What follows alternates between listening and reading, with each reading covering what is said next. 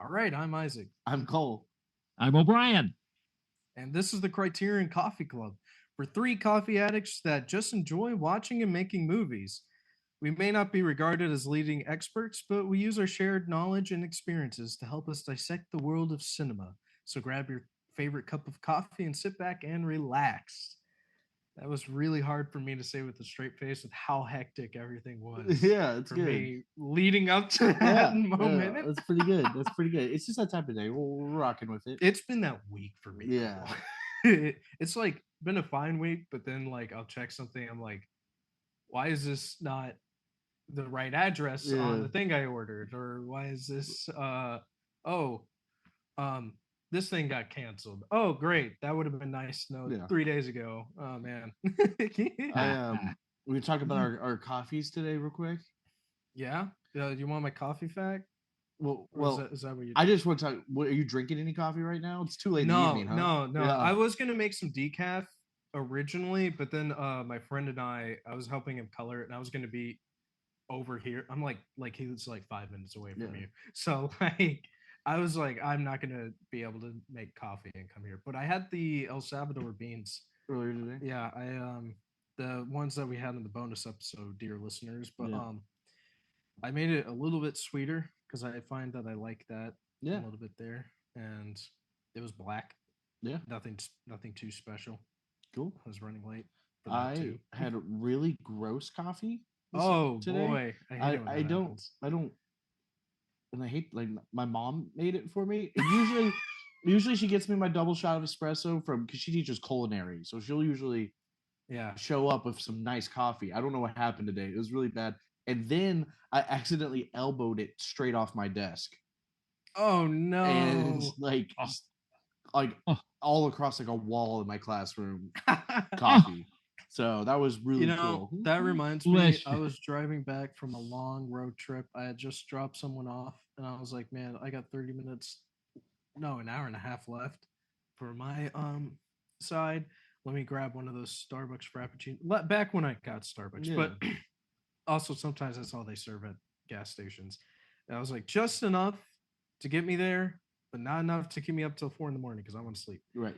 And I had the Frappuccino. I took a sip, and then I was driving 15 minutes later. I was like, oh crap, I forgot to shake the Frappuccino thing like you're supposed to.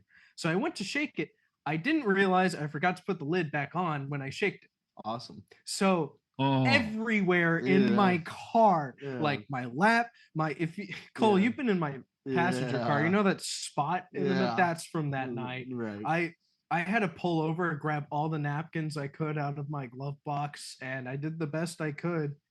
Um, What else you that's all you know, can I do. will tell you though, the experience woke me up. Yeah, that's good. Like being so irritated in the moment. But yeah, what about you, O'Brien? I had great coffee. Cole had terrible coffee. I'm you gonna know, give you this mine. is terrible. I have had no, this is amazing. I have had no coffee today. I've had tea. And so I'm going to have some coffee after the Same. episode, even though it's going to be a little bit late.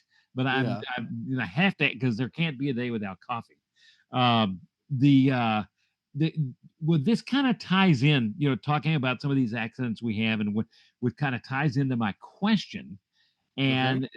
and it's coffee related, and it kind of ties into I don't know how long cold brews have been around, but being and I'm certainly the old man on the totem pole in our little group, and so I did. So when I was your age, coffee was always hot, and so my question is, and besides just hot and cold, what's the real difference between a cold brew and a hot brew?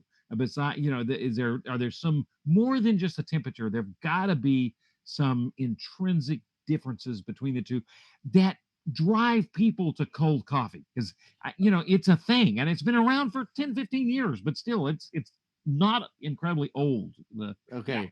Cole I just put a finger over my well, mouth. because I'm gonna say my bit, and then you're gonna say a much more detailed bit. Yeah. Okay. You know what? I can make this my coffee fact. Yeah. That way we're not going too long on Yeah. this. I've made cold brew before in a French Mhm. press, and all I do is like it's just not hot water. Yeah, that's the only difference. It's just room temperature or cold temperature right. water. I just use Ah, room temp water. I I don't press it yet. I let it just sit in there, and I put it in the fridge, and I just wait like a day, and then cold brew. Yeah. Interesting. That's So so no hot that's water though. That's the no hot water. Yeah, Right. no hot water.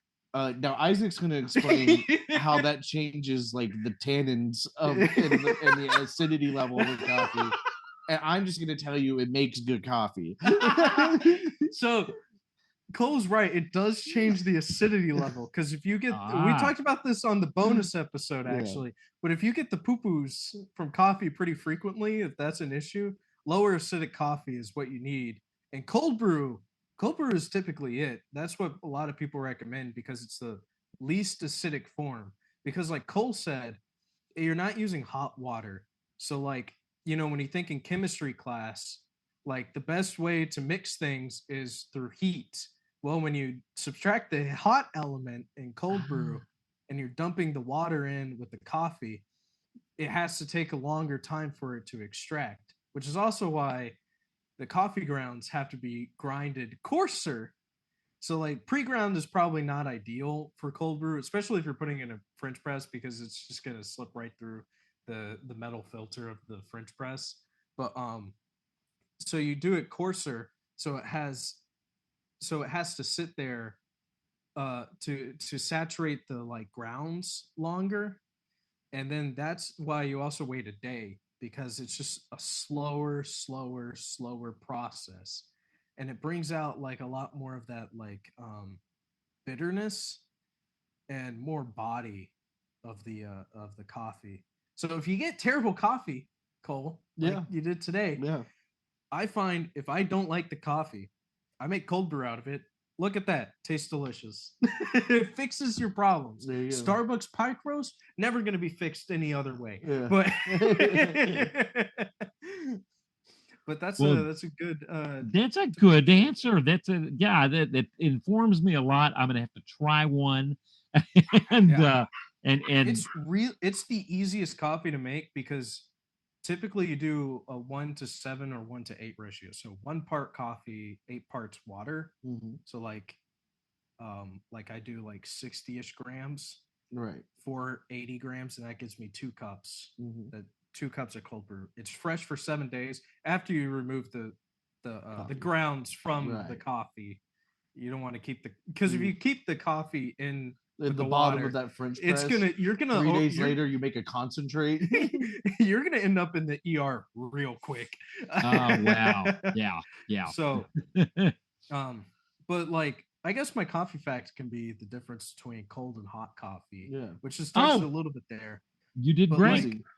But like with iced coffee, I think I had told you how to make iced coffee one time. Yeah. So like I use a pour over, and pour overs are really much easier to make iced coffee with than like automatic drippers.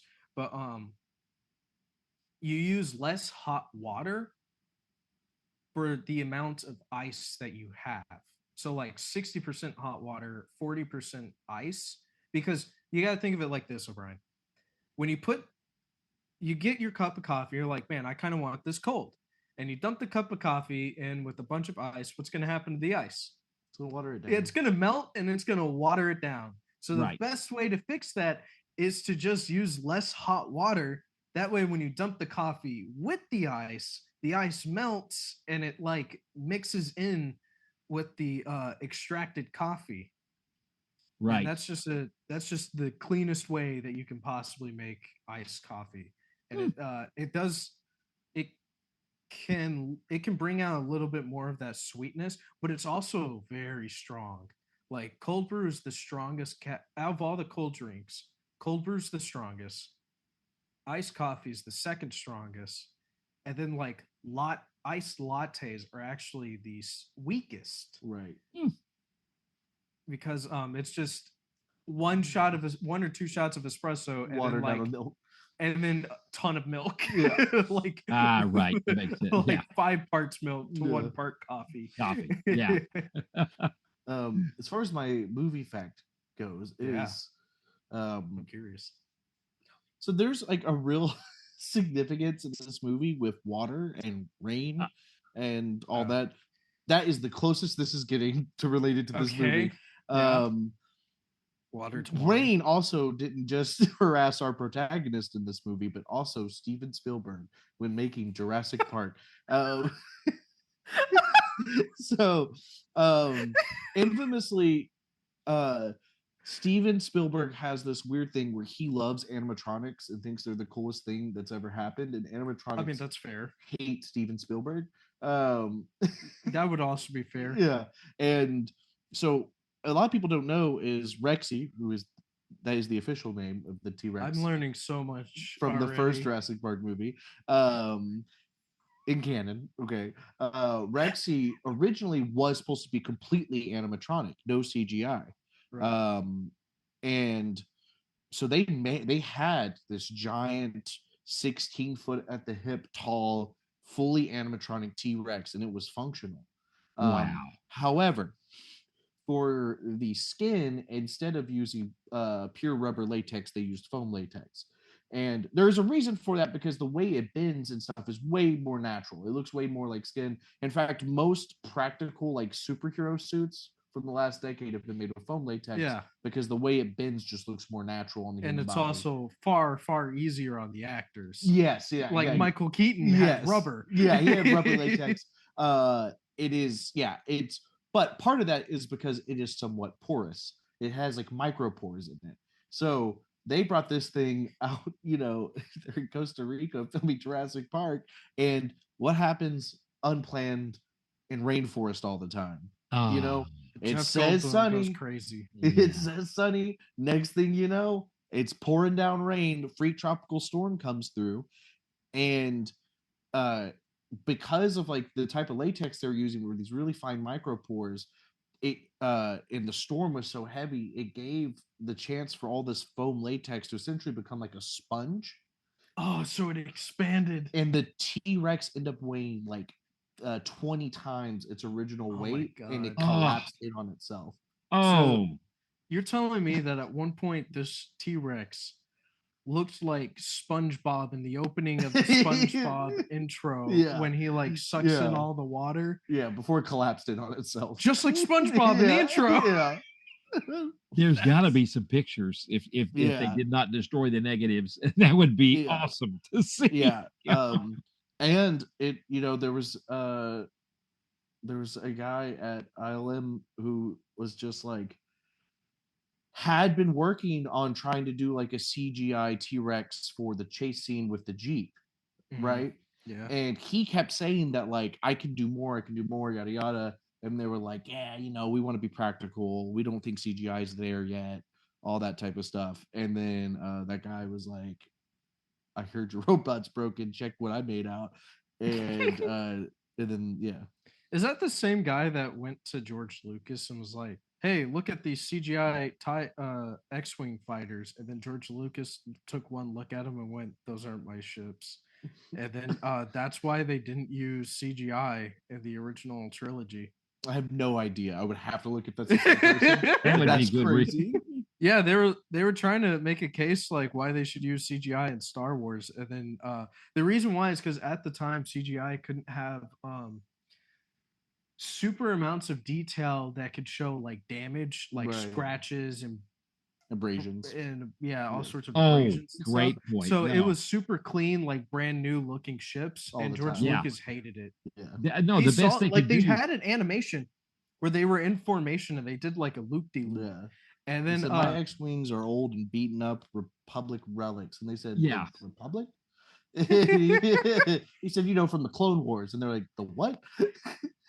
We just did a podcast on the oldest nerd on Tron, and that was, they were ready finally by 1982. I mean, it took every bit of energy and time and 4 computer companies working overtime to actually only come up with 15 minutes worth of usable computer CGI stuff in Tron. Yeah. But it does not look old or worn. It looks like brand new. It looked like Tron, the inside of a computer. Completely not what George would have wanted. But that was cutting. that was the best they could do. It was perfect for Tron, but no way it's going to work for Star Wars. That's a great point. But Tron always has like a super clean look. That's the aesthetic. Even in the new grid and the new grid in Tron Ares. and Tron Legacy. It's 3 separate grids. Even in Chicago. Even in Chicago. You're right. You're right. The only real like stain on the grid is Jared Leto. Wow. That was brutal. Woo! 30 seconds to Mars fans. I saw that in concert. You saw I didn't really want to. I actually didn't know it was Jared Leto. Yeah. My mom took me, and then I got there. I was like, "Oh, this is Jared Leto," and he had like a god complex. Yeah. He was walking around like those, he was Jesus. Those are kind of culty concerts. Yeah. I did not. Did not feel good there. Yeah. I was like, this guy, like, you know, never mind. It's not the kind of All right. joke for the podcast. We probably need to go ahead and jump into our movie. Oh yeah. Yeah. So you seem ready about this. I am ready to talk about this movie. Yeah. Yeah. It's called Nanny. Nanny. It was number 1196 in the Criterion closet. Yeah. Or Criterion Collection. Yes. Not the closet. It's not June anymore. So it follows our nanny from Senegal. Her name's Aisha. Mm-hmm. And Good pronunciation. She is, well, I can't say single. I can't. From Senegal. Yeah, I have to say from Senegal because I can't say it. Well, that's such a good scene about with her new boyfriend and right. and you know and she just thinks, I love the way he says, you know, he says, you think we Americans don't know anything about Africa. Yeah. And then she gives him a hint, starts with an S. And and the first country he says is Sierra Leone. Right. Yeah. And fun fact about Sierra Leone, that's actually where my family's from. Oh, really? Yeah. That's super neat. Yeah, that's also where Blood Diamond takes place. Yeah. Oh yeah. And if you didn't say, the director's from Sierra Leone too. That's it's yeah, awesome. that actually explains some things like the accents and stuff. You were going over the plot too. I didn't mean she's she takes a nanny job in New York for a seemingly well-to-do couple who we find out later is probably living outside of their means, and to be able to get enough money to get her son to come over to America. And she explains she hasn't seen her kid in nearly a year at this point, and his birthday's coming up, and she's just trying to get enough money so he can move in with her on his birthday. And he's like 5 or 6, somewhere in there. Yeah, he's 6, about to turn 7. Ah, that's right. Yeah, it was going to be his 7th birthday, and she starts seeing these. It seems to be going well. There's some drama with the family, that she's taking care of their kids. Who loves her? The little girl just cares. Absolutely loves her. Great relationship. Yeah. Sees her more as a mother figure than her actual mother. And wow, she starts getting these crazy visions about folk. Water starts becoming this thing to be feared, and she starts seeing these visions of mermaids. And it's really weird because this movie, especially like the trailer, makes it feel, I think, more of a horror movie than it is.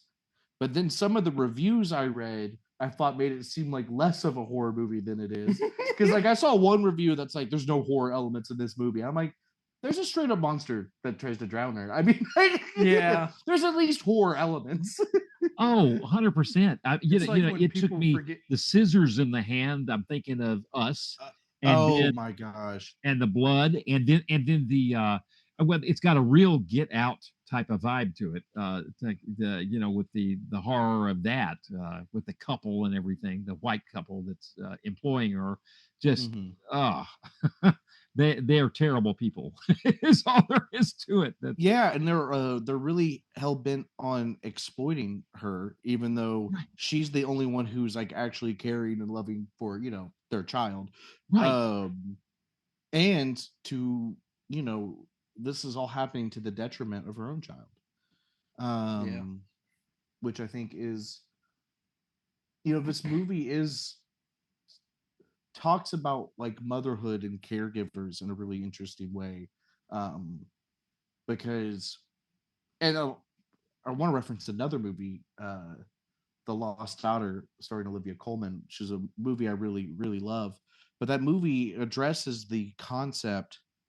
I feel like I'm hello. You're good. I'm good. Okay. Yeah, oh, You're totally. looking at the wrong one, Cole. Oh, okay. That's what's happening. That's my mic that you're looking at. Oh. Okay. The uh The Lost Daughter is really about like not everyone is natural born mothers, but it's from the mother's perspective. And I think you see that in this film because the little girl's mother Yeah. is is fitting that mold where, you know, and it's affecting her mentally because she definitely starts to get jealous of Aisha, but also feels like she's obviously prioritizing her affluence, her, this veneer of wealth that she has, over her daughter and her relationship with her daughter, and has this, kind of exotic nanny who, like, there's some weird comments thrown her way about like how they talk about her accent constantly. They talk about, obviously a lot of references to her food, but then also like the weird like dress thing when she's like, this color's just made for your skin, and she like gently touches her, and you're like, whoa. um, she's like, their relationship just gets super weird, and she's also not. She's kind of stiffing her. She's not. She's only paying her the minimum and not paying her for all the overtime hours that she's doing. Um, And the then nanny is using all that money to get the kid back. She needs that money. She's Yes. working overtime, working incredibly hard. I think she's got a friend somewhere that says you're doing too much. You got to maybe the cosmetologist friend, some friend that the nanny Right. has. Yeah, it's her cosmetologist friend Yeah. who has that conversation with her, and she's pretty much like, "I'll be okay. I just got to get my son here, and Right. I'm working extra hours, so I should be able to get him here by his birthday." And that's like her whole. That's the only thing. Like, that's the thing we know about her most. She is a very good caregiver, a very good mother, and she wants it to be able to take care of her child, and all She's this will be worth of it if she she's gets the not chance only to being take care of her child. yeah, she's being cheated by the mother, Yeah. but she's also buying food because when we start off, the fridge is completely stocked with all these Right. pre-made food, and it starts going down, and so all of a sudden Aisha's bringing in food for the daughter, so she's buying the food too. Yeah, it's the jollof rice, which is, like a staple, and it's something she's sharing with the daughter because I think, she actually liked it. yeah, That was the thing. She took a bite of it and then liked it more than her, shall Oh. I say, white people food. and I think it's actually a really important thing because, first of all, her mother, because there is like a surface level of like Mild racism. Yeah, well, yeah. and they're talking about how like my kid won't eat anything. Like that's the biggest problem, like behavior problem they're having with their daughter before she gets there, is that she won't eat anything. And then the moment like food with, Flavor comes into the house, suddenly she's like eating like a pig, and they make it has too much spice in it. Yeah. Oh my god. Yeah, it's not good for her stomach. It's like, actually she's grown accustomed to this because she's actually eating the food that her actual caregiver, let's be real, her actual mother, Right, is giving her, right? Yeah. And it's the mom had a weird thing with spice because even the dad said something like, "I usually can't eat super spicy food." yeah, because she can't handle it. Well, She's got the stereotypical white people flat palate. There's a lot to unpack with the dad's weirdness. Yeah, the dad was definitely man. weird in his own right. Yeah, weird and bad. Yeah, but the mom, I think the real significance of the food though is that like the role of a caregiver and like someone who like nourishes a child, Right. because Yeah. the mother had never made her anything. The mother purchased pre-made, like you get it in the Starbucks checkout, like little like the like protein packs. Yeah, where it's like those. it's like a little thing of almonds, a little thing of cheese, some ranch, and some celery. Yeah. Maybe meat if we're Yeah, maybe- feeling spicy today. Yeah. There's like we got like a quarter cup of cubed ham. Right. There's And- half a and- deviled egg. That mac and cheese, it's not like mac and cheese. It sounds good like mac and cheese. What when we finally see one of the things she's trying to feed her to, it just something, it looks like canned macaroni and put in a plastic box, and the daughter just spills it, does not want to eat it. And it makes you think about the stuff we eat because it looks horrible. And then you have this nanny who is her real mother figure, who is taking time, even though it is not her responsibility really at all, to like go to the grocery store, buy food to feed this little girl, and prepare it for her. Yeah. Because that's actually what a caregiver does. Like food is like such a vital part of like our upbringing. I know. I can't wait for us to get a food movie. Yeah. Team Popo, here we come. It's feast or something. Yeah. And I think that's a really interesting tidbit. No, and that's a central part. You're right, guys. That's so central. The food in the film, and you have, it's interesting when the father does take. And at first you're thinking, okay, we've kind of seen the bad side of the mother, Michelle Monaghan. We kind of, I think, her the first name is Michelle. I've seen her; she's a good actor. But we've seen her bad side. Then the father takes the nanny out to eat.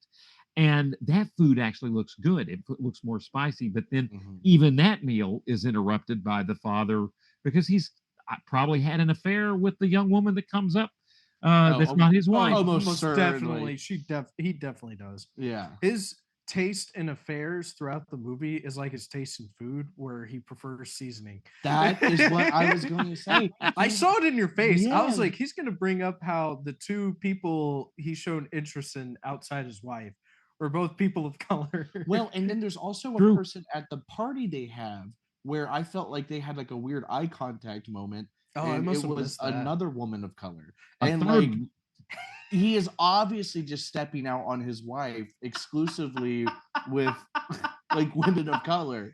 He doesn't like it when it's boiled. He likes it when it's spiced. Yeah. So it's just like and fried. Yeah.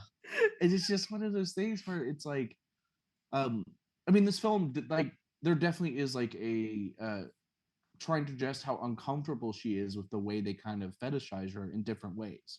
I love this color on your skin. Yeah, she's being exploited by these people, while also like providing them with such a good and intimate service. It is a really interesting relationship to explore. So, and the I kind husband of gotta get out of the way. I have a secret to unpack. Yeah. I did not care for this movie. Okay. I just didn't like it. Yeah. I kept trying to get into it. I was not invested at all until the scene that I thought was really cool was the scissor scene that O'Brien mentioned earlier. That scene was awesome. Yeah. And I just could not get into it until then. And then I realized there's like 15 minutes left. And I was like, oh, I guess I just didn't like this one. Yeah. The go around. And it's because, to me, oddly enough, like, I was a Percy Jackson kid.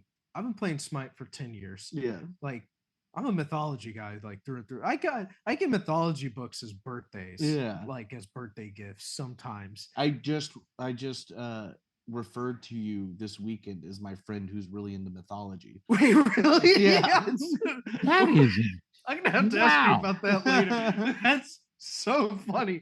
I usually describe you as my friend who's the best camera op in Southeast Texas. And then Kylie follows up with they made him in a lab somewhere. Yeah. And then this weekend you were my friend who's really into mythology. So that's so funny. That's so funny. I'll ask about that later. But anyway. So at first, when I heard the inklings of Anansi at the very beginning, when she got the book, I was like, ooh, Anansi, the trickster god. And then I ended up actually hating it because it was too much. Because to me, all the interesting aspects about this movie I felt like weren't explored in favor of the mythology aspect trying to come in and be like, hey, this is the part that's actually interesting about the movie. Mhm. This is what makes us a good horror film, blah, blah, blah. So let's keep leaning into this mythology aspect. I will actually agree with you. I think for the most part liked this movie, but there is a weird element where I think like a lot of like the mythology horror stuff doesn't really fit with What's happening, which is the drama thriller yeah. aspect of this movie. And I think the concept of this, of like, you don't know if it's schizophrenia, you don't know if it's actually some supernatural aspect, could be there, but I think they take it too far in too many different directions. For one, there was like music at the very beginning when like the mom was holding the child. I remember this vividly, and then like that violin just came in there, and I was like, why is it there? You are telling me that something is wrong with her and the child through this music, to a point to where like it's, oh, you remember, this is a horror movie you're supposed to watch. You can tell because there's the violin, and you should be watching out for this character with the violin. Or like the grandma just like bringing up the should've- fact her daughter had schizophrenia. Yeah, and honestly, in just both kind of like sprinkle it in there. in both cases, it should have just been silent. This is like what you're saying. I don't even remember which movie, but like, you know, sometimes the scene should just be silent, because if I watched that scene in particular, I would have just been like I remember thinking this mom's acting weird right now, and then the violin came in, and then it lost any effect for me. Where it's like, if it stayed silent, and just let the camera and the actors do the work, I myself would have been like, this mom's a little bit off. Yeah. And then throughout the whole movie, I would have just been kind of like looking to see if she is off or if I'm just paranoid. Yeah, and also I did have a question in regards to that stuff in the film, just from like a story standpoint. Like, what is the relationship with Anansi and like the mermaid creature they had It's not there. forward to? And that's there was nothing there. and that was ultimately my thing is I still really liked a lot of the water stuff and how the water was calling her, and I actually think they didn't need Nancy. Yeah, they really didn't. They didn't, and I don't know if they actually needed the physical mermaid, but it was kind of cool. It was a very cool scene. Yeah, that was a and cool. Also, the mermaid might have been played better if they didn't try to shoehorn Nancy into it. Yeah. Did you guys have that book, Nancy? It's kind of a child's book, kid's book. No, but I do know of the. I hate to speak his name in. Well, no, I won't. I do know of the book American Gods by an author that shall not be named. Right. For reasons. Yeah. And it does have a TV show, and Nancy is one of the most prominent characters. He's played by Orlando Jones in the movie, in the show. He does a fantastic job, by the way. And that's honestly why I was super excited when I heard Nancy. I was like, oh, this is gonna be awesome. And then it was like, I am so disappointed. Because it was that like you went too many. I thought they were gonna like at least somehow bring the two of them together, and then they never really did. Yeah, because it's unclear. Let's push aside the fact that it could just be schizophrenia. Yeah. Because that's hinted at, right? Let's push that aside for a second, and just go with the supernatural. The supernatural aspect. It's unclear whether the mermaids that are calling to her, and she is either listening or not listening based off what the grandmother is saying, whether that is what's causing her all these like delusion and pain and the water theatrics, or if it's Anansi listening to her son, because that's also hinted that like her son feels jealous about the attention, that she's essentially raising this other child in lieu of him. And the son was probably, by the time the little girl's saying that, the son is dead. The son has been drowned by the time she's. Right. And then so there's that other element is like, is the son just a specter? Is he just a ghost who feels wronged by his mother? and with all the water imagery, that does, you're right. You guys are right about the spider. I think the water imagery is much more consistent, much more strong, much more holistic for the film. And I it just ties in think- with the drowning death of the little boy.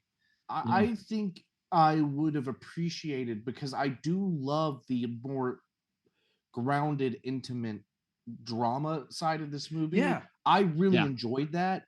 And I just think maybe if we only focused on one of the other reasons, or like just focused on the water stuff and we didn't bring And Nancy and the mermaid mermaids into it, or even like, it doesn't even have to be the mermaids. Like, I think there is really something strong from a storytelling perspective that you find out later that her son had drowned Yeah. before she could get it. And it's like, it was actually the sun, the ghost whole of the time. sun the Right. whole time. Yeah. I think that's more interesting. And there is like, it's almost like the child equivalent of like some type of river spirit banshee mythology almost, Yeah. you know, and that is maybe more interesting than trying to shoehorn all these other things. And Right. I didn't love that the way mental illness was kind of like shoehorned into there as well. Yeah, 'Cause- it felt like the mythology thing for me, where it's like, hey, you remember this movie's got to be interesting. Here's our hook, yeah, schizophrenia. Hey, here's our hook, romantic interest. yeah, Hey, here's our hook. This dad has an affair with many people. yeah, Like it was just one after another. Like it's spreading too far to try Yeah. to seem interesting without just staying within a certain Yeah. things, or even exploring the things they set up. and I think that was it isn't that all those things didn't work. Like, I felt the stuff with the dad worked really well. Yeah, I I liked actually it. kind of wish there was one or two more scenes exploring that. Yeah, me too. I thought all the stuff with the mom I thought was pretty riveting. I wish maybe we explored it a little bit more. There's the one scene where they start to get really heated in the kitchen. Was really It interesting. was really interesting. But the mom backed off pretty quick, Yeah, and then she kind of didn't show up after that. and then she didn't show up after Didn't show- that. You know, Which there's is, to be fair, there's a- I am fully in my head. She just abandoned her family. That makes sense. say it again, Cole, in your head. She says, "I just have to get out of here for a day, right? Right. And he'll I need an oh, overnight. I And need that's an what the mother overnight, did, he'll which pay is- you up in the morning. The only way Aisha agrees to it is you make sure I have all the money that you owe me." And she Right. does do that, but then she doesn't tell her husband where she's going and doesn't tell Aisha when she'll be back. Right. And Aisha also leaves, which honestly is that little girl is abandoned by essentially both her mothers Yeah. at the end of that film for no fault of Ooh. her own. Right. That's a good point. Yeah, it was. It was always set up that Aisha was never really going to stay. She did. It's a job, but her real mom had it. The And you know, dad that's says as much. interesting. The authenticity of some of the things we're talking about, the relationship, viewing it, the relationship of the husband, who the husband is. I think you guys are right. There's that feels authentic. Another thing that felt authentic, and I think that's where you got. I see where you're coming from, Isaac. Where some of the things felt like they're throwing certain things in just as hooks, but the people, the way these people are, the husband and the wife, the wealthy husband and wife, felt authentic, and it reminded you of Get Out, and the way those people are, white liberals, and it didn't hit me. I was reading the Criterion write-up. I mean, you go in there and you look at the office that nobody's supposed to go in. Beautiful, the colors are amazing. The green lights in the hall. The office is kind of red, and you go in the office and it's people under oppression, like people from mainly Africa, people Yeah, under there's a oppression, lot of different. African work. And this is the guy that's giving us these heartfelt feelings that we're supposed to all of a sudden care for these people. It's kind of scary to think that he's the one with his point of view of life. He's the one giving us these images. It just doesn't. I mean, you go, that's not right. Right. It feels genuine how ingenuine he is. Yeah. Right. You know, Beautifully put. First of all, we get the idea he doesn't actually make money off his photography or his career. Oh yeah. You know, he's maybe won a couple rewards, but That's about it. That's about He's it. the Yeah, breadwinner. his wife is actually the one pushing the money through, while he's off taking photos and sleeping about. Yeah. and he makes a move on Aisha. So here's another thing. Aisha and Malik and his grandmother. Mm-hmm. I think all three of them did a great job acting. Yes. And to me, they were the only interesting people. Because like the story of the family she was working for was interesting. But it's like Comfort of Strangers, where the acting didn't really draw me in enough to care. Whereas like the other three drew me in a lot to care about them. And then the writing and the quote unquote intrigue wasn't there for me. Yeah. And that's why that's honestly part of the reason why I stayed all the way to the scissor scene, is because I just wanted to see where this actress was going with her character. I thought she was great. Yeah, she did amazing. She was amazing. I looked up her name earlier. I have it. Yeah, you got it. Yeah, pulled up. And this was the first horror film to win. I know you guys come up with the name. This is the first horror film to win at Sundance or a Cannes. I can't remember. Sundance. Sundance. It was definitely Sundance. Anna Dio. Yeah, and that's right. Enough, where I had seen her before was the live action Teen Titans TV series. Oh my god, that's why she looks so familiar. Yeah, I never watched it. Yeah, I just remember watched like 7. I remember that's 7 more than the necessary for sure. Necessary. Fuck Batman, right? Yeah. But man, I will actually say when I was watching that show, she was like probably the only good. She was my favorite part of the show. I didn't like her clothing choice. Oh no, it's all the clothing choice in that show is really bad. She kind of looks like a hooker. All the costuming is feels like they're stripper versions of their characters. And it's a Teen Titans show. It feels real weird. Or like Tight Titans. Yeah, it's weird. Anyway. But I thought she was phenomenal, and then I love her relationship with Malik. That the romance part of it really clicked, really worked. I really liked it. And I also like her his grandmother was pretty cool. I usually don't like the buttoned up happy ending, but like I liked them so much more than everything else that was going on in this. That you did not want them to have a bad ending. Yeah, I was happy that they got the happy ending, because I dislike so much about what's happening, like just from like an anxiety standpoint. Right, yeah, and me too. I really wanted the happy ending for them, and it came through. The grandmother is Leslie Uggams, famous. She's a musician. She sings. She was in Roots in 1977. But so you'd hear and you kind of maybe look at the occasional Tony Award. I just grew up with her, because she was born in 1943, and I'm from 1958. She's a little bit older than I am, but still, she was on TV all the time when I was, in high school and beforehand. But then she's kind of had this new acting career, and she is in Deadpool and Deadpool 2. Yeah, she's Blind Owl. Yeah, Blind Owl. That's exactly right. That's why she looks familiar to you, Cole. Yeah. You recognize these. I want you to know you recognize both of them for being Blind Owl and Starfire. Yeah, I don't feel good about that, but that is the truth. I was gonna say she was in American Fiction. I think you're right. You didn't see that one, but you saw all 3 Deadpools.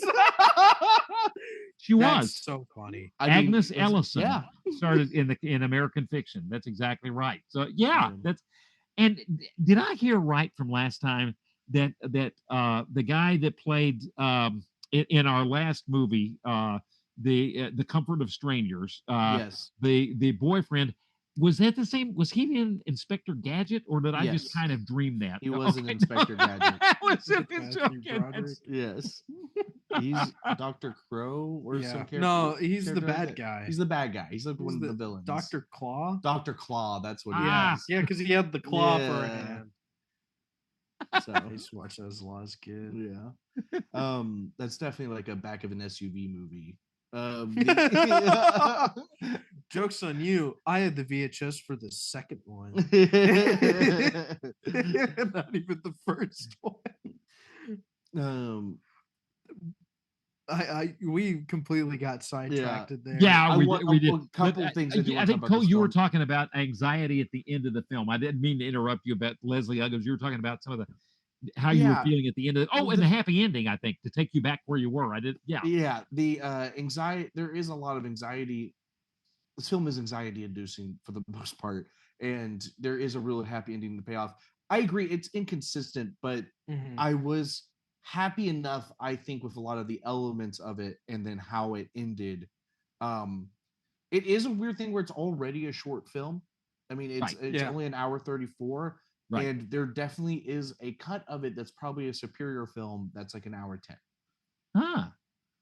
Oh, you know what? I can see that. Well, just I'm not saying that there was things I wanted more explanation on, but it would maybe be stronger if we just cut out some of this, some of Yeah, yeah. If depending on this, what you there, like you said, there's almost too many cooks, too many hooks, if you will. yeah, Right. and I think this movie either could be really good as a pretty long film Yeah, or a Ah. short film.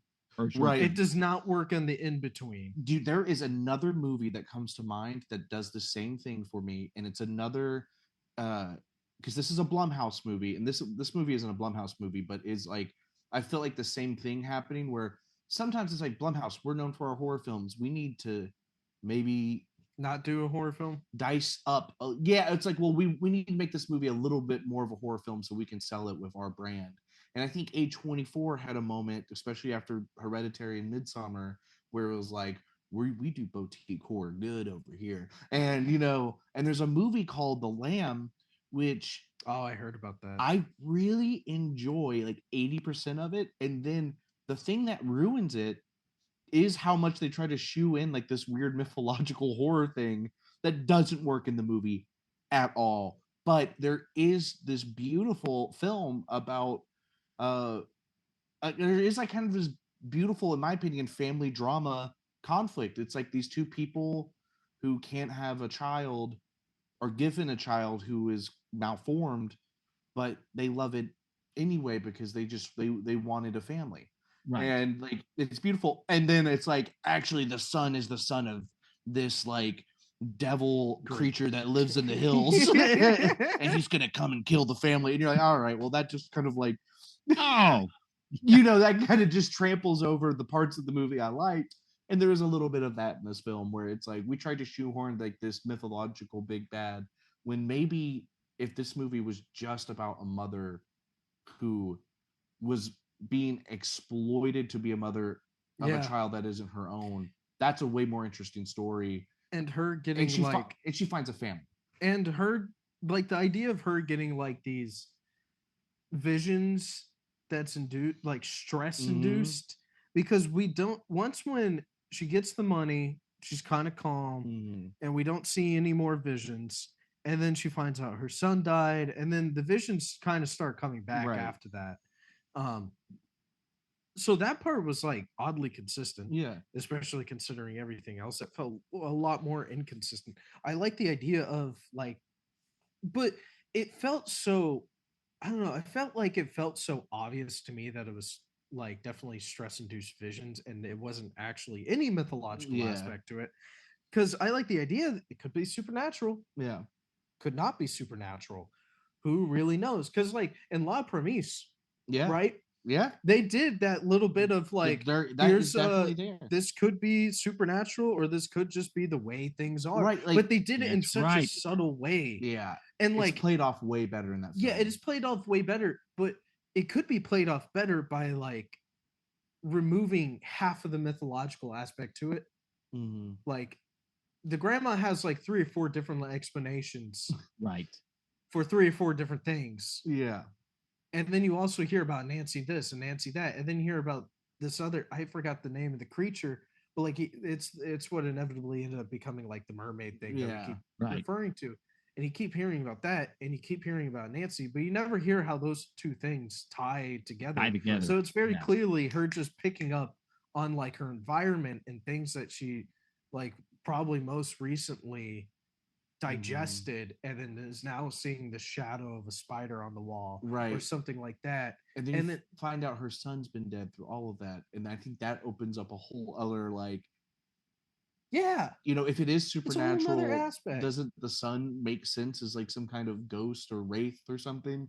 And I think you're right. I think if it's just like, is this supernatural or is this stress induced and that was it, that probably plays better. And you can still have the grandmother as Yeah. a guide who's trying to help With her some through guide, this. yeah. I mean, yeah, I love, yeah, the one line she had that was talking about even dominant ideology type stuff, dominant myths. Yeah.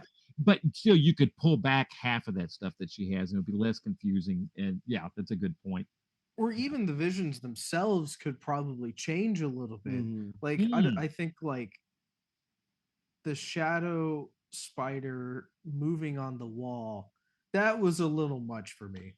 I was like, I think that's kind of cool looking and all, but like if it wasn't moving and if it looked more like something was just kind of casting a shadow on the wall, that could have been played off a little bit nicer and cleaner. I also just liked the water motif way better.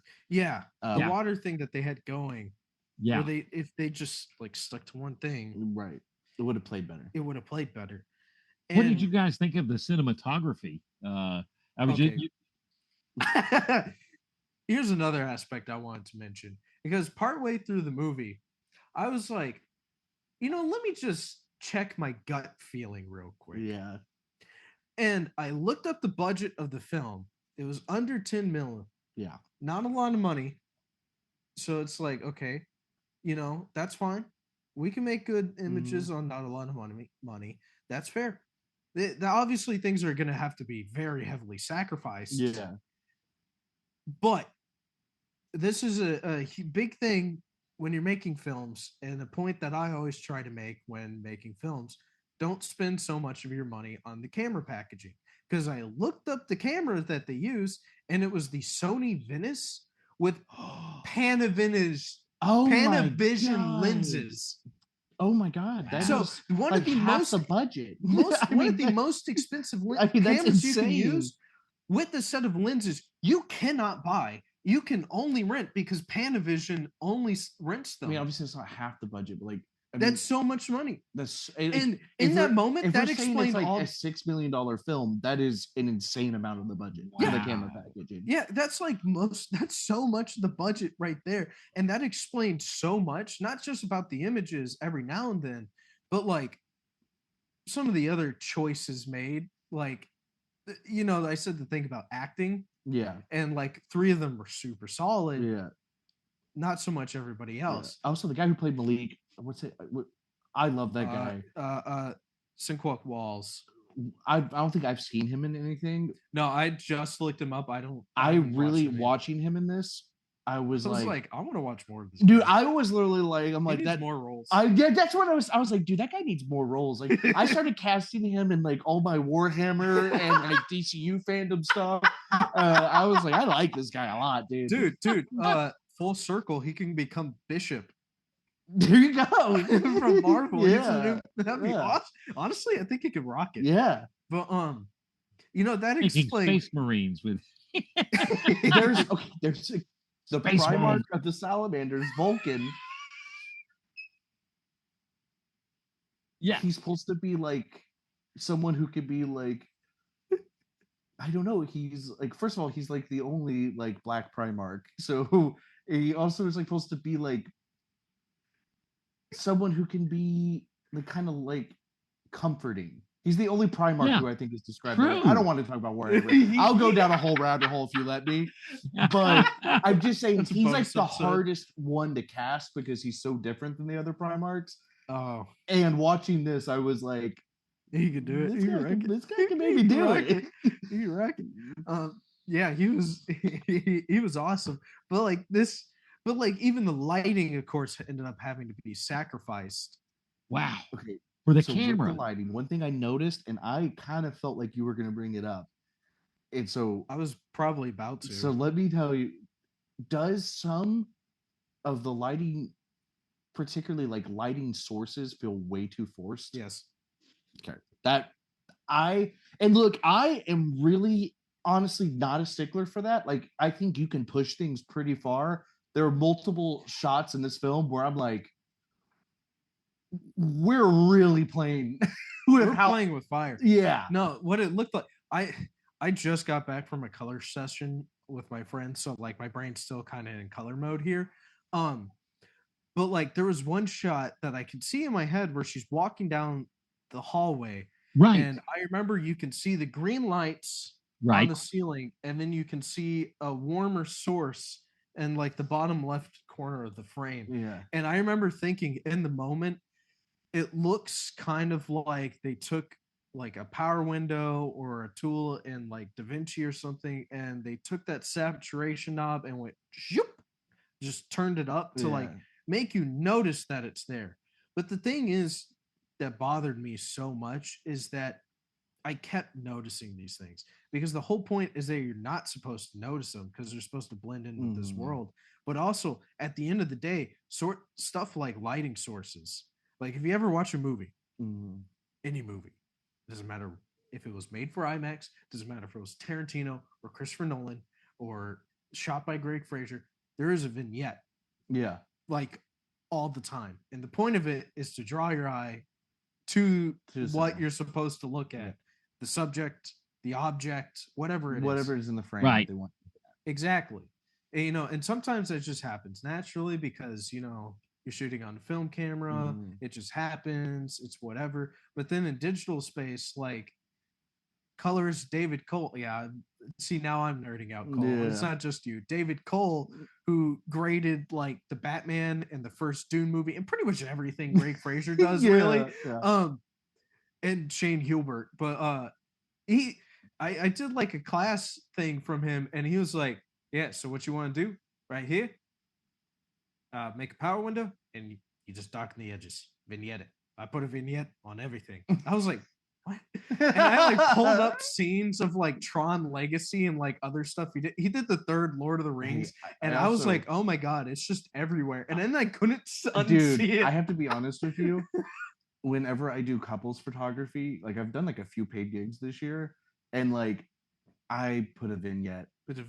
Everything. Just vignette, everything. And I took a class with Keith Carter. Yeah. And he was like, he told every single one of us when we were showing our photos to the class, he'd tell every single one of us, just darken the edges a little bit. No, it's like I felt like I had like a weird moment when I remember this last like engagement photo shoot I was doing. Because it was like a paid gig, and so like I got like imposter syndrome midway through like editing these. Yeah, because I was like, because it's just something you do, and I'm like, am I just a gimmick guy? Because like I feel like you're making me feel validated because like part of it was like I'm slapping a vignette on every single one of these photos, but my eye is telling me to slap a vignette on every single one of these. No, every photo I take because the camera I use and I use vintage lenses, right? Because it doesn't cover the whole. It like already has a vignette on it, so I don't need post vignette. Yeah, but yeah, like it's felt like a lot of the time these sources were like, "Hey, look how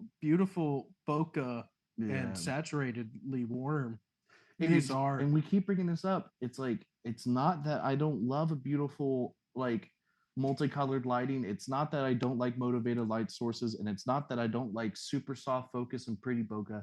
I love cameras and I love lenses. Those are some of my favorite things to pull apart and love. Hey, you're doing it too much. Venice is one of the top tier cameras. The Panavision lenses is like top of the line lenses. But like my dream is to shoot with Panavision lenses. And like the thing is I didn't just sit there and think, okay, well, I guess this was like in 2012 when there wasn't a lot of good, cheaper digital options. This was 2022, 23 that it was released. Like there was plenty of quality lenses, digital cameras that could, if you really wanted to shoot the Panavision lenses, you could have just brought the quality camera down and still not. This film is completely an FX3 film. Oh yeah, absolutely. I mean, it would have been fine. It would have been fine. I think if the creator came out first, that movie would have been shot on the FX3. It's just one of those films where you're like, especially it's like a lot of tight like going through like bedrooms and hallways and stuff. Right. There's a world where you talk yourself into that being the perfect camera for this. Yeah. Or maybe you're like, I need the FX6 for X amount of things, but it's They also had the mod for it, the Venice, that let them shoot higher, more uncompressed raw. that's just wild because that means like a lot of the color choices that are so heavy-handed are like Not even that's- just the color, but that's like being put the in there. lighting. Yeah, Like because the lighting wasn't terrible. I just wanted to make this clear. I don't think the lighting was bad. no, I don't think the post color was bad. I think the post color was all right. yeah, And I think the lighting ranged from being all right to really good. Like I think both the knife scene and the drowning, yes, both drowning Yeah. scenes. So basically all three of the stress induced possible schizophrenia all of those aspects felt looked really, good. really, really good. What killed, and I actually liked a lot of the stuff that is outside in New York. There is, but particularly like the bedroom scenes, which I really liked from an acting standpoint. There was Yeah. a moment where I was pulled out because I'm like, we are pushing a crazy blue light into these shadows. That is like, unless he has like a neon like Bud Light like free neon Frio like thing in the corner of his room that we don't know about, it is like kind of an insane push. Yeah. So you were kind of bothered about what's motivating some of these lights, Which and I shouldn't notice. I think that's my point. Yeah. And it's not that you can't do some of that, because I was actually complimenting a similar lighting technique used on The Comfort of Strangers, even though I Yeah. was in love with that movie. But it was just that much more nuanced. in the comfort of and- strangers. Yeah. Well, a with little bit more Comfort of nuanced. Strangers, Right. Since it was shot on film, it most likely had something referred to as a split toning naturally happening on the film, and I think Right. there's a possibility that was what was happening here, where all the shadows were cooler, so all the highlights would be warmer, which is very common split Yeah. tone. Warm highlights, cool shadows. Right. This is gonna sound crazy, but the best visual description of what I mean by warm highlight, cool shadow. You just gotta sit with me on this. Is the most obvious one is the first Michael Bay Transformers movie.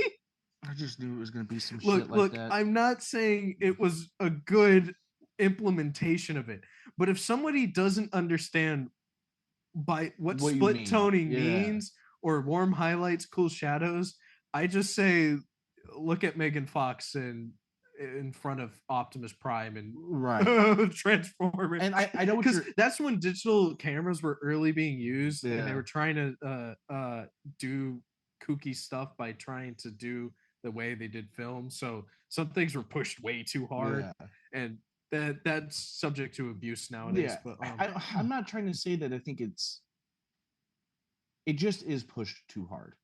yeah, It's just pushed too hard. Some of this, it's just pushed too hard sometimes in these films, especially when it's this movie, especially when a lot of these scenes I'm talking about are the more intimate scenes Right. where I feel like maybe we need to we just got to dial it down a little bit. Yeah. That's it. It's not bad. I like a lot of the choices. I think the choices are just pushed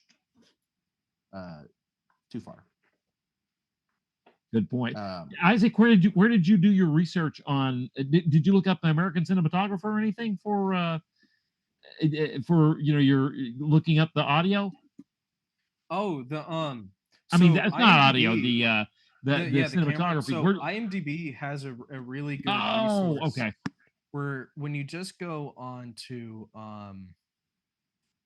if you just type in the name of the movie and you type in tech specs, Right. IMDb pops it up pretty easily. Of Get those sorry, tech Cole's specs. messing with this mic.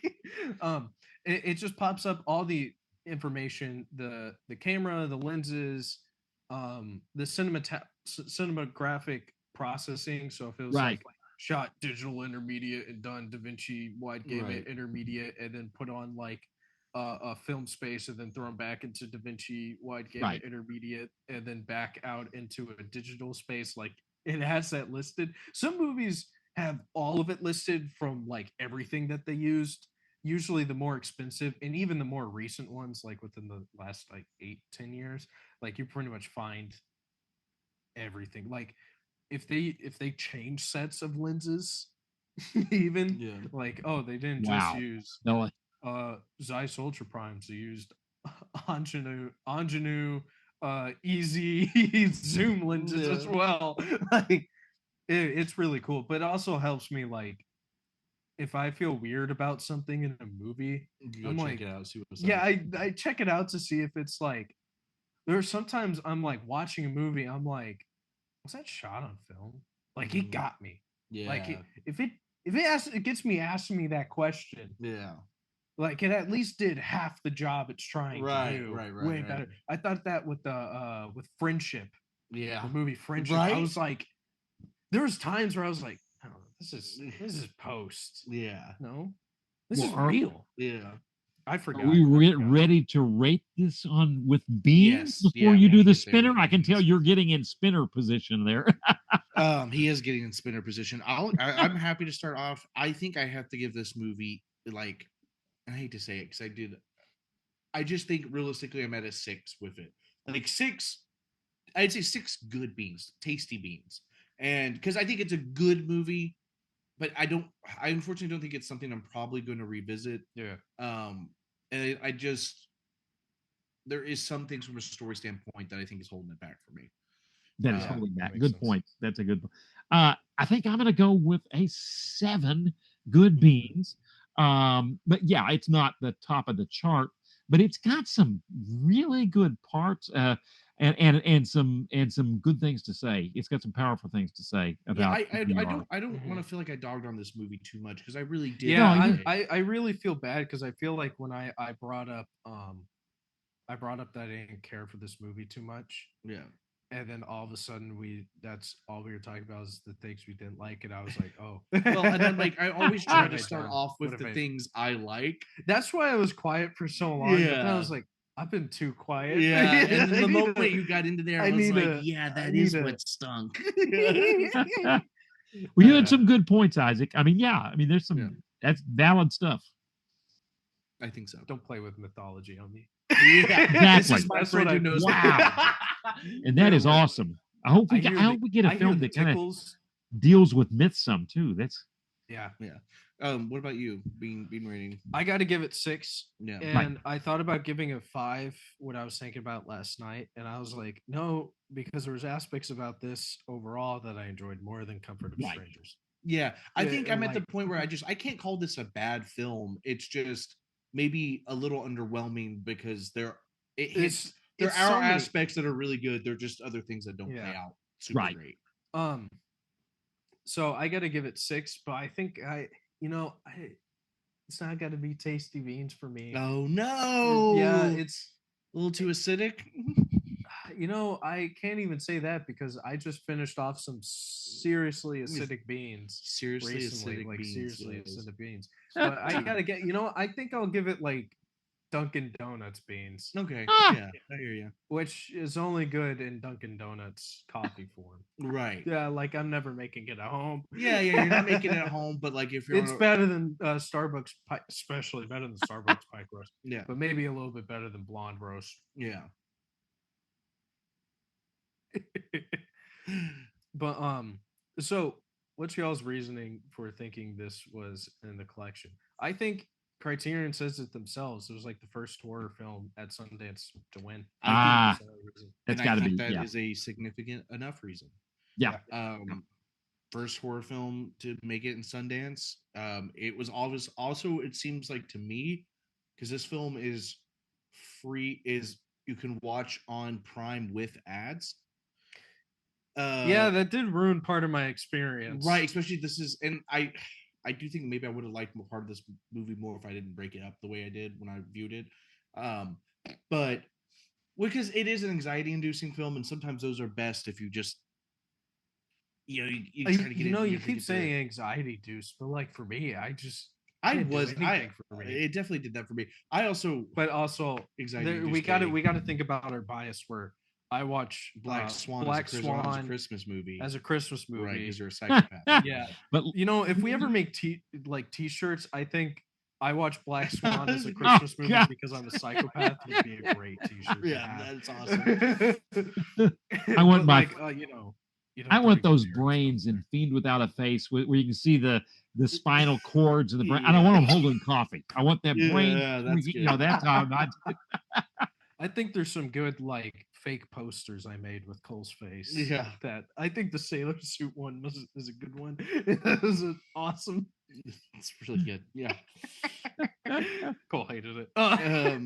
No, I mean I really liked it. It was just I had a moment at work where I pulled up Instagram and it was the first thing that popped up. When there was like someone like over my shoulder type of situation. And I was like, oh, that's super cool.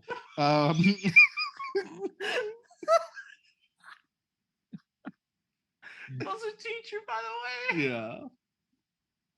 That's so good. Oh man. All Okay, right, give us okay. a spin, dog. All right. I'm spinning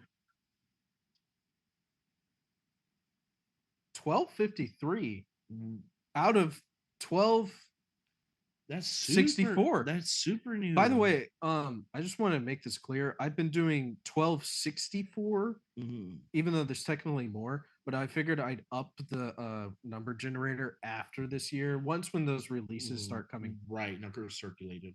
Yeah. So 1253 in the Criterion Collection is A Woman of Paris. A Woman of Paris. Written 1253. and directed by Charles Chaplin. Oh, okay. Came out in 1923. Okay. Ooh. It is 81 minutes, Okay. black and white. Remarkable for its psychological nuance and its boldly modern perspective on an independent woman's search for fulfillment. Charlie Chaplin's long overlooked silent masterpiece, A Woman of Paris, is a revelation. Chaplin confounded 1923 audiences with this unexpected foray into serious drama, and by ceding the spotlight to his longtime screen partner, Edna Purviance. She is captivating as the vivacious Marie St. Clair, a woman of fate who leaves behind her small-minded village for the glamour of Paris, where she finds herself at the center of a jazz-age whirl of champagne soirees, luxurious pleasure-seeking romance, and tragedy. Putting aside his little tramp persona, Chaplin's second feature proved that beyond being a comic genius, he was an artist of immense sensitivity and human understanding. I'm super pumped about this. It's on the channel. I'm a big sweet. I'm a big Charlie Chaplin guy. I just bought that one this summer with that's wow. awesome. Yeah. That's perfect. I think actually my favorite Criterion film I have is my copy of The Great Dictator. Right. Oh, the one that he got kicked out of the country for? Yeah, because he's awesome. I think that is. I say this all the time. I think The Great Dictator is like the ballsiest movie ever made. Yeah, the fact that he didn't get killed for making that. It's film not just that he made it. God. It's that he made it in that time. He made it in America. In America, way Right. before, that movie's released 3 years before we even enter the war. Yeah. Right. And we were. There was a rally for 50,000 Nazis in New York at that time. Yeah. I mean, we were not. After World War, after we entered the war, we became a different nation. But before then, we were isolationist and really divided. And yeah, that was not a popular movie. People always easy movie to associate make. him with slapstick, and don't get me wrong, he's the king of that comedy as an art form. Well, But watch. I don't know. He's right next to Jackie Chan. Okay. But if you his ending monologue in The Great Dictator, I show it in my class every year. You know what else you should show every year? Yeah. Around Christmas time, you should show Black Swan. No, You're a group of high school. Yeah, this is my job. We're not going to do that. But Wimps. yeah, I do. Grow some We might do hairs, The Great child. Dictator in this year. That would be worthwhile. Anyway, I'm excited for a Charlie Chaplin film. That sounds great. That's going to be great. You got it. All right. All right. Well, before we go, please like and share if you enjoy this podcast. If you want to bring your own ideas from the movies we watch, or just wish to chat about cinema or coffee in general, then leave a comment and engage with us. Please engage with us. Please Our engage. Our comments are dry. Come for us in the comments. I'm an idiot. Time to make comments. Cole You got needs some explanations after every episode about what was transpired. Yeah, that's true. That is true. All right. Well, is that it? Yeah, I think that's it. Okay. All As right. a great friend of mine, that's a great friend of mine says, talk to you later. That's really upsetting. Live long and prosper. Awesome, guys. Hey, Yeah, that was a good episode. Hey, he told me to. He said you should. Well, I said I think I'll say it tomorrow, Carter. Yeah. And then he was like, "Oh, dude, please, dude, be awesome." I was like,